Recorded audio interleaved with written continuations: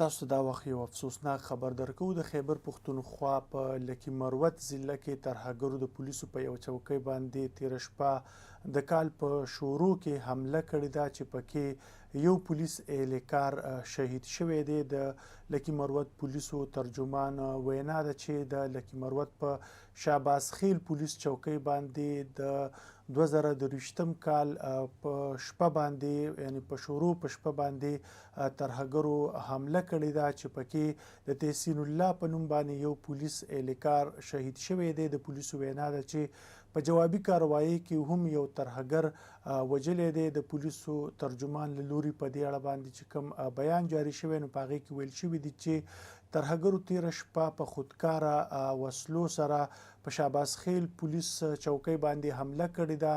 او چوکۍ ته یې دننه د داخلېدو کوشش کړی دی، خو وروسته پولیسو جوابي کاروایی کړې ده. ترهګر یې په شا تنبولي دي او په دغه جوابي کاروایی کې یو ترهګر هم وجل شوی دی چې وروسته بیا چې کوم په دغه حمله کې پولیس اهلکار شهید شوی دی نو د هغه جنازه نن د لکي مروت په پولیس لاین کې ادا کړی شوې ده چې پکې په ګڼ شمېر کې پولیس افسرانو او د پاک فوج ځوانانو هم شرکت کړی دی او د هغه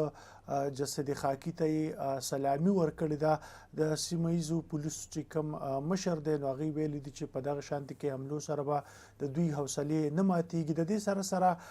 تېره ورځ چې دی د چارسدې په عمرزۍ تاڼۍ حدودو کې هم په موټر سایکل باندې سور یو پولیس اهلکار په گاډي کې راغلو ترهګرو په ډزو باندې وجلی دی. د دې سره سره